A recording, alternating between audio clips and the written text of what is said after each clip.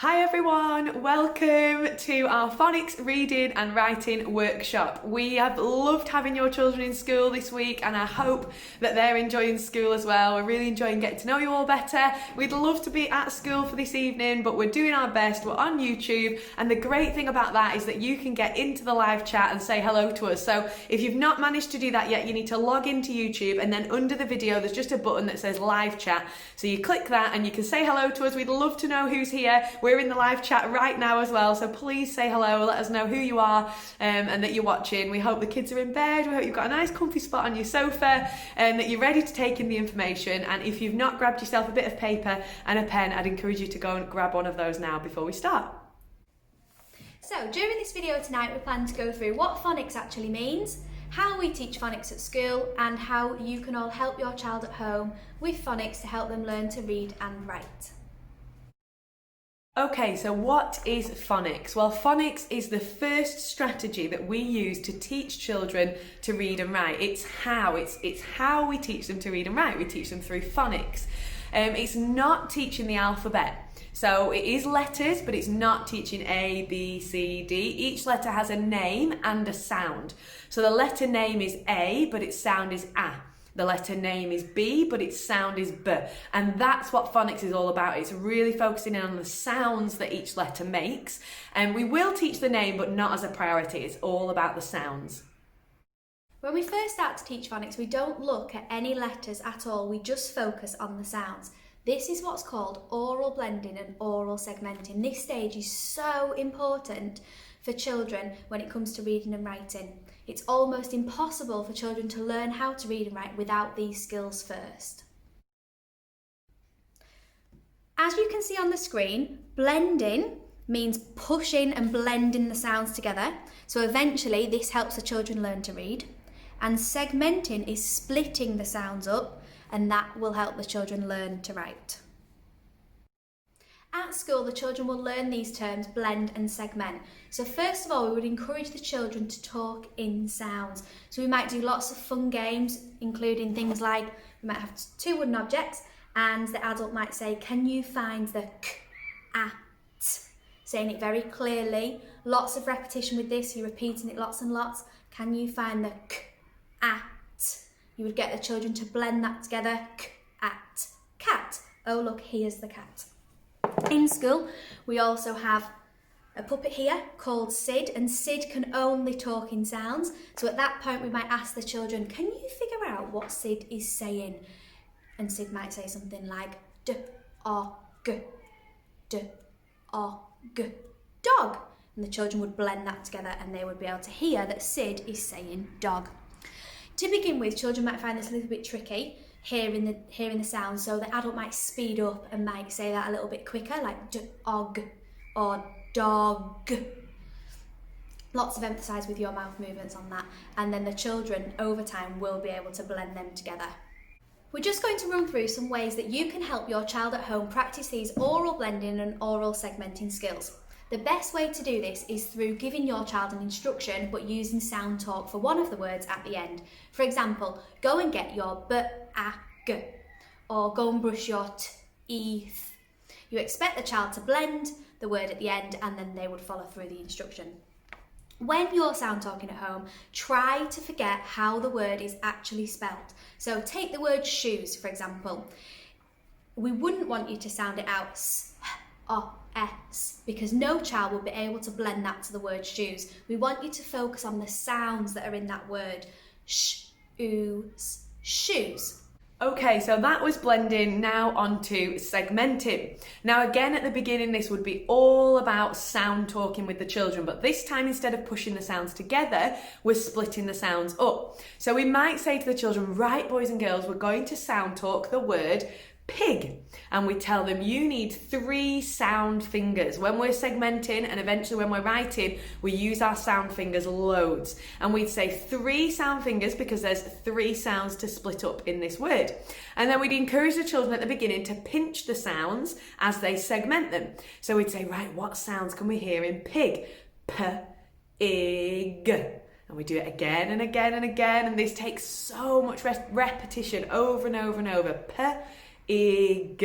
And that is splitting the sounds up, segmenting. Now, sometimes the children we might be saying, oh, we're going to split up the sounds in pig, and they might actually go p, am. And they know they've got to say sounds, but they're just not quite hearing the right sounds that they need to say. So again, this just takes lots of practice, and as an adult, we might emphasize these sounds to them. Pig. We might just stretch the word out to help them hear the sounds. Ig. And that will help them. Ig. And sometimes it's the last sound that they really struggle with, but again, lots and lots of practice, and that really helps them. Okay, so just to recap, blending, pushing the sounds together, k-at, cat. Segmenting is splitting the sounds up, cat, k-at. Okay, and it will become clear, I promise, why we are talking about blending sounds together and splitting the sounds up just after the next section. It'll become really clear. Now we're going to move on and have a look at the sounds that we learn in reception and the letters that make these sounds. So the English language consists of 44 different sounds. On the screen now, it shows you the sounds that we teach in reception and which order we teach these in. You'll notice that some of the sounds are made up of one letter and other sounds are made up of two letters. These are called digraphs, and later on in the year, your children will come home using the term digraphs. Now, it's really, really important that the children say these sounds correctly. So a clip's going to come on the screen in a minute and is going to go through how each sound is pronounced.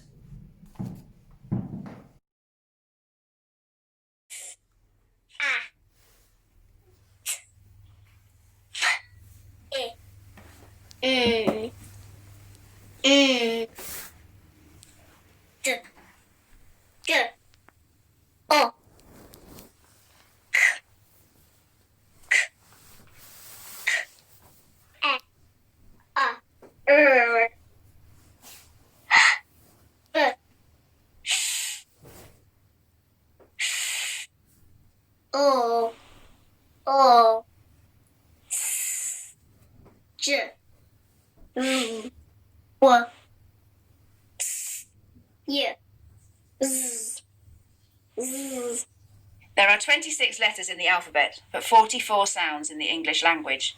This means that some sounds are made using pairs of letters. These letter pairs are called digraphs. When 3 letters are used to make a single sound, it is known as a trigraph.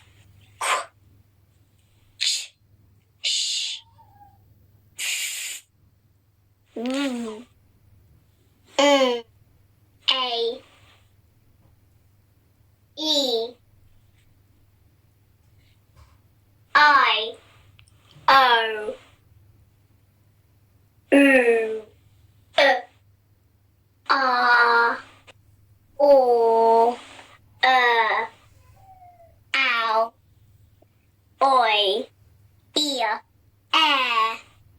U Okay, were there any of those sounds you were surprised at or thought, oh, I wouldn't say it like that? It's not m, or it's s, not s. And I think as adults, we're so tempted to put that on the end. You know, it's not r, it's It's not l, it's ul. And the reason for this is that when you put those in it, it's really hard for the children to blend. So m, a, n, you get manna, whereas a, man. It makes sense.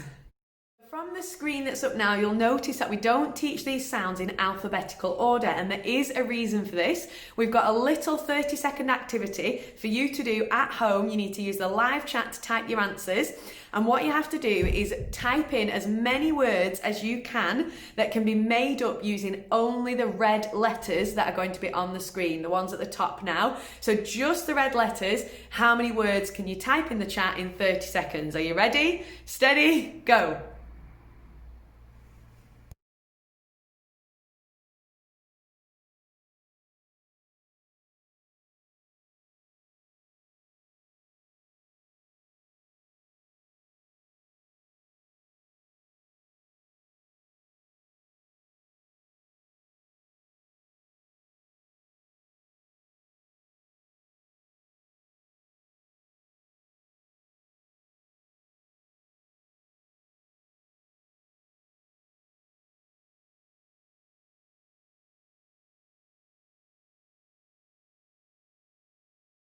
Hopefully you typed lots and lots of words in the chat there. You can see now why we teach the sounds in the order that we do. It basically means that really quickly, after we've taught just 3 or 4 sounds, we can already start to make a word. Whereas if we taught a, b, k, d in the alphabetical order, it'd be ages until we could actually make a word with the children. So teaching the sounds to the children is one of our favourite things to do. Each sound has a picture with a caption that comes with it. Here on the screen in a second are going to show lots of different examples for you. So for example, say I'm teaching to the children, I'll get the sound card out like this, we'll show them the picture side of it first, and we'll look at the picture. Oh look, we can see Maisie, mountain and a mountain. Then once we've talked about what's in the picture, you can see behind it is hiding the sound. So I will tell the children that's I'll do my turn, your turn, and the children will keep practicing it, saying it over and over again. I will teach them the rhyme that comes with it is Maisie, mountain, mountain. The rhymes are there to help the children form the letters when we get to our writing. Once we've looked at that side of the card, we'll turn it round and you can just see the sound on its own. Okay, so we'll keep looking at the different sides. Every phonic sound has a card like this that goes with it. You'll be able to practice these sounds at home with your child because they'll bring home their very own sound book. So each week as we learn new sounds in school, we'll stick them in and you can practice these at home. They will be updated as we go through them.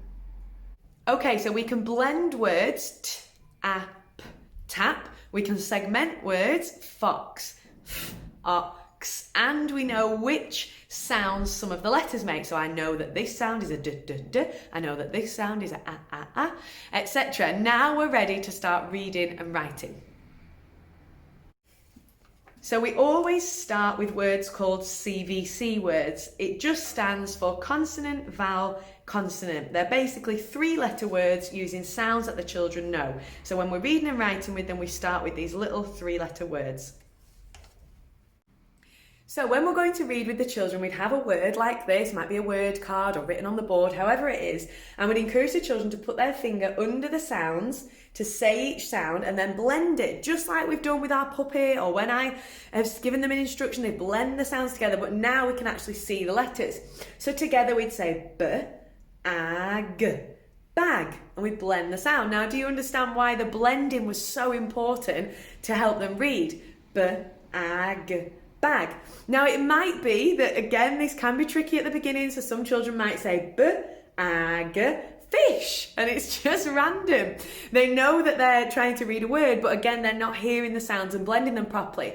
It might be at that point that you encourage the child to say the sounds a little bit faster. Let's do it again. B, a, g, b, a, g.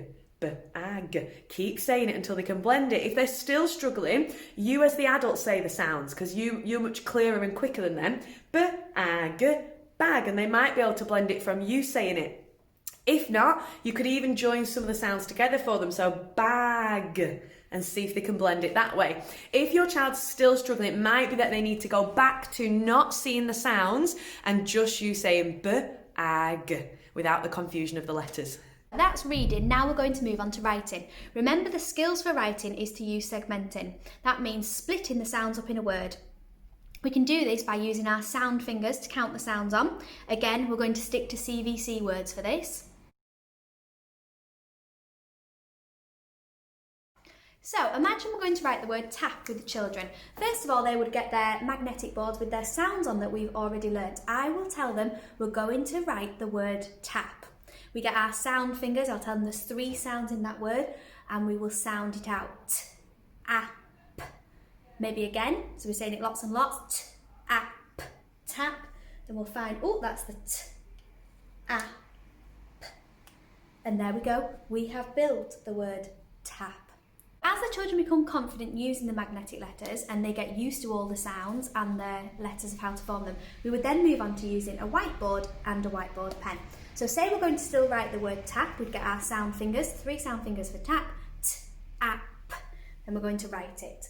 So down the tower, across the tower, around the apple and down the leaf, down the pirate's plat and over the pirate's face.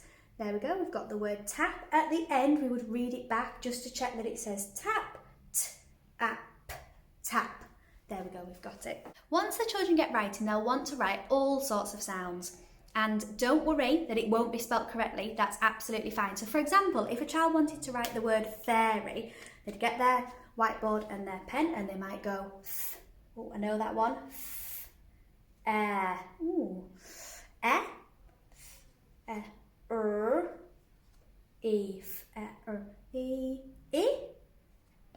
fairy. It doesn't look like fairy to you, but that's absolutely fine. That's okay. That's what we would encourage. Now that all sounds great, doesn't it? And hopefully you're all going, oh, like that's really clever, the way we teach children to read and write. But unfortunately, our very complicated English language does throw at us many, many words that actually can't be blended and can't be segmented. And we call these words tricky words. So you can see a big list on the screen now of the tricky words that we teach children. The children learn that tricky words are words that can't be blended, can't be segmented. They're tricking us, we've got to watch out for them. They're tricky, tricky words and we just have to learn them. You can see a list of them up there. So they can't be blended and segmented. Let's look at the word the. If I was to try and blend that word to it just doesn't make the. If I was going to segment it to write it, and I was thinking of what sounds are in the, like they're not sounds that I know, it just doesn't work. It's a tricky word, and the children soon learn that tricky words are words we just have to know. So often in school we have these tricky word cards and we have tricky words on the screen in all different ways, lots of tricky word games, and the children just have to be able to look at that word and know what it is. These are words that we can't blend, we can't segment them, we can't sound talk them, we just have to know them. They're tricking us, watch out for them. Similar to that, let me tell you about sight words. Sight words are words that just come up in our books all of the time. These are made up of tricky words and words that can be blended. So, for example, when a child sees the word it in their book, it is a word that can be blended. They can use their phonics for it. So first of all, they might go it. But as that word repeats itself on every page in every book, we would just want children to know that that word is it.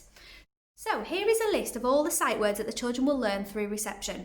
These words are see it and then say it words. By doing this, it really, really helps children become fluent readers and speeds up their reading. Okay, so moving on to reading at home. Now, next week, your children are going to bring home their very first reading book. It's going to be a very exciting time for you all. Now, I'm sure you've already got a great routine around reading at home, but we just wanted to emphasise the kind of atmosphere that we want you to create when you're reading at home with your children with a school reader book. So when they bring it home, even if you're not, please, please, please be super excited. Get it out of the book bag together. Try and find the perfect space. Try and minimise distraction as much as you can. Try and find that quiet place and try and find a time of day that works for you and your child. It might be after school. It might be once they've had some food and drink after school. It might be first thing in the morning with the breakfast. Whatever works for you and your family. But find a nice quiet place where you can focus on the book, tell the story together and chat through your favourite parts, ask questions, etc. Okay, along with your child's reading book, they will bring home a reading diary. It'll look like this, and inside the teaching assistant will have written down what book your child's bringing home, and we ask that you sign it and make a comment when you finish with the book. And I say when you finish with it because it is absolutely okay. In fact, we would encourage you to keep a book for a few days to encourage that fluency. The first time the child reads a book, it'll take them lots and lots of work and effort, and it's okay if you write in here, please can we keep for another night, and then do it again the next night to get that fluent reading. That would be great. If you don't make any comment and there's no signature in here at all, the box is blank, we will leave the book in the bag and assume you've not finished with it yet. If we can see you've signed it, you've said done, or you've ticked it, we'll give you a new book. So finally, now we're just going to run through the two different types of book that your child will bring home from school. First of all, the first sets of books that they'll bring home will be wordless books. Obviously, these don't have any words in, but there's so many skills that your child will develop with a wordless book. So first of all, it's just holding the book correctly, turning pages, look at the front cover, look at the back cover. Then you would read the book. The first time that you read the book, the adult might ask lots of different questions. Who's that? What are they doing? Where are they going? Lots of things like that. And then we would encourage you to read this book for a second and a third time. Then the children might develop their story language. So once upon a time there was a little boy on his bike. carry on the story. Once you finish the story, the adult is to ask lots of questions about the book. What happened at the beginning, order the story, how were they feeling, what were they doing, things like that. But please don't be disheartened when your child brings home their first book and it doesn't have words in it, because there's so many skills that can be developed by using a book just like this. Okay, so wordless books are brilliant, and your child will be reading those until they can blend and read a word, at which point we will start sending home some phonics books. Now in school we have all different types of phonics books. They start off super easy, so like this one, they've literally just got like one word on each page for them to read and blend, and then they build up and gradually they'll have more words in, more sounds in, and eventually they'll have more pages and quite a lot of words to read just on one page like that. Okay, when your child brings a phonics book home, it's really important that you encourage them to put their finger under the sounds to read, just like we did before. So you'd get them to put their finger under here, s, id, sid, and blend the word. Now, as they build up to reading a sentence, something else which is really important to point out is to make sure that your child stops after every word to blend the word, because otherwise we end up with children doing this and they say sid, t, a, p, s, a, t, I, n. And they do lovely sounding out but no blending, and actually we have no idea what that said. So really encourage them to blend after each word, and also to read with a smooth voice, we call it, after each word. I'll show you what I mean. So take it slow. So s, id, sid, t, a, p, s, taps. Now before you carry on, go back with your child and encourage them to read those two words smoothly. Sid, taps. Carry on. A, sid, taps, a. Keep going back, reading the words. Smoothly. T, I, n, tin. Sid, taps, a, tin. With that smooth reading, it means hopefully at the end of the sentence they know what it said. So you're going, oh, what's Sid doing? You say, oh, he's tapping a tin. Okay, and you can have a look at the picture and you know what you're reading about. It's really important that we do that with the early books, so that when the books end up with more and more and more words in, the children are used to doing that smooth reading to help their understanding. It's really hard to teach that later on if they've not done it right from the beginning. So really encourage that blending, that smooth reading, and what has that sentence just said that you've read. But the phonics books are great. You're going to love reading and writing with your children at home. I really hope that's been helpful. I hope you've learnt lots. If you've got any questions about anything, pop them in the live chat now. We'll be hanging around for a little while to answer those questions. You can always chat to us in person as well tomorrow at school. But I hope that's been helpful. See you all soon. Bye.